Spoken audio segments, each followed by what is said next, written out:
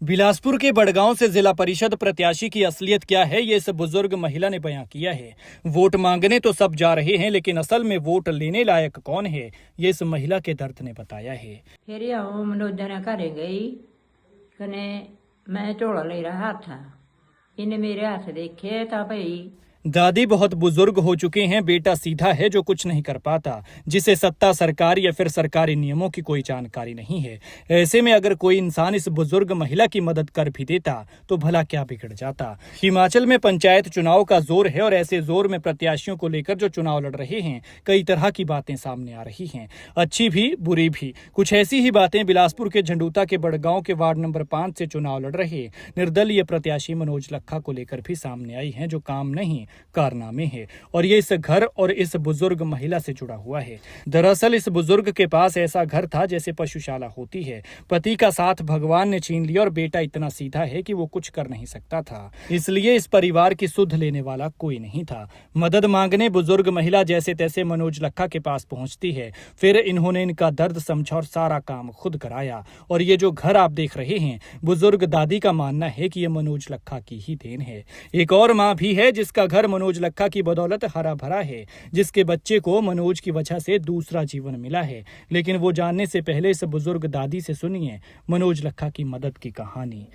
मेरे मकान निहाई फिर मनोजा ने घरे गई कने मैं झोला ले रहा था, इन्हें मेरे हाथ देखे था भाई ते हथियाणियारा बुरा हाल है भाई, काम करे करने भाव मेरा है सीधा जिया।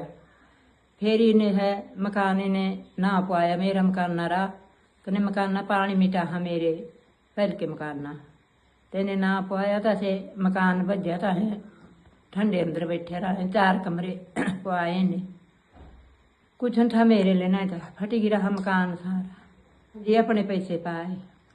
हाँ जी। गांव के एक बच्चे को सांप ने काट लिया। स्थिति इतनी नाजुक हो गई थी कि परिवार हड़बड़ा गया था। ये लोग अपने बेटे को बरठी अस्पताल लेकर पहुंचे थे, लेकिन वहां से बच्चे को रेफर कर दिया गया।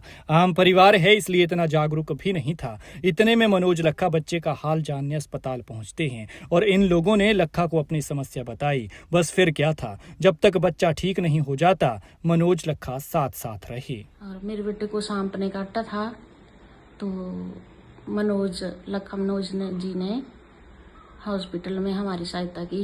पहले तो हम ले गए बरठी हॉस्पिटल के बाद हम घुमारवी को ले गए, घुमारवी के बाद बिलासपुर ले गए।